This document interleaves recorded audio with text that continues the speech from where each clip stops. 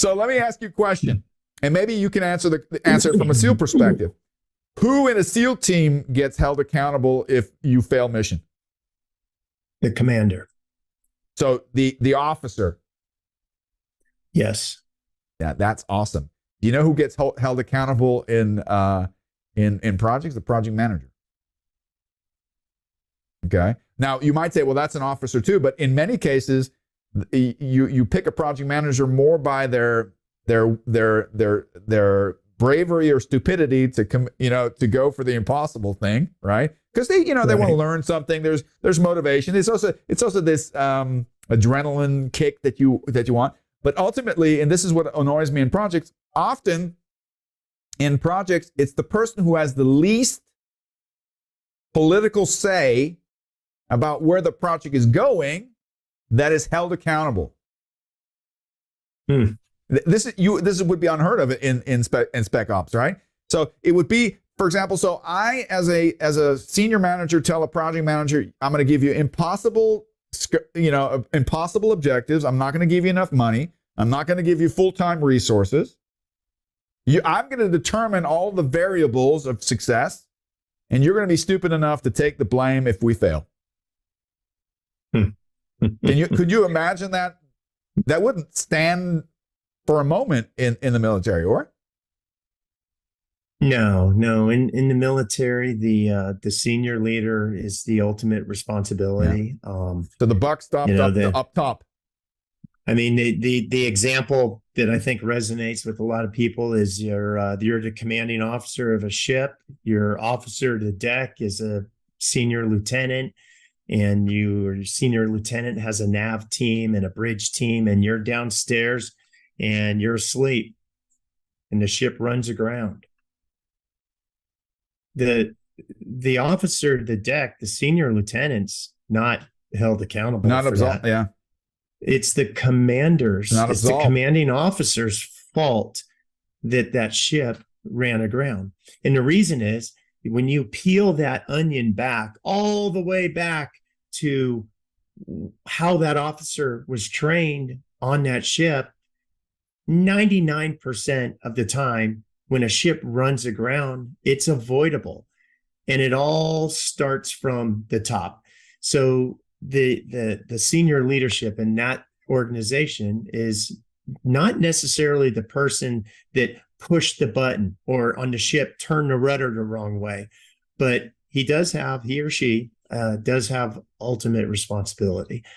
And I think that's important, because as a leader and as a commander, you have to train your organization, of course, but you have to create a level of trust in the organization. And I feel in a lot of cases, trust is more important than performance. If you have a small project team and you can't trust them, but they're the best in the business, do you really want them?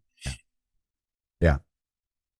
I often say when I'm looking, I always say there's three criteria to pick the right resource. The obvious one, the academic answer, is to pick the best person, the subject matter expert. Okay. But in reality, it's not, expertise is not the number one criteria. In reality, availability. Okay.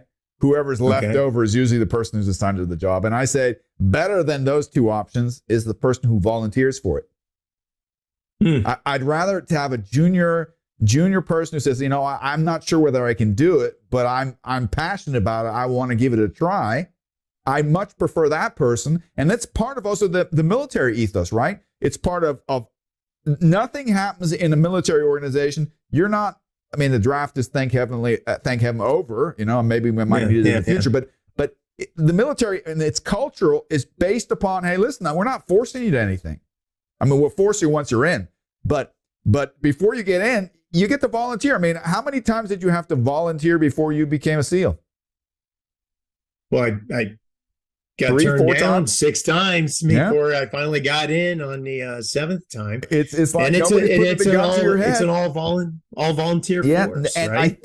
I think that quality is something that's really, really important when you're looking at your resources. And I think I absolutely agree with you. You don't just, I mean, if you can get the best person and that person is a great person and fits into your team, God bless. But in absence of that, I'd rather have somebody who's volunteered and who's gung ho, right?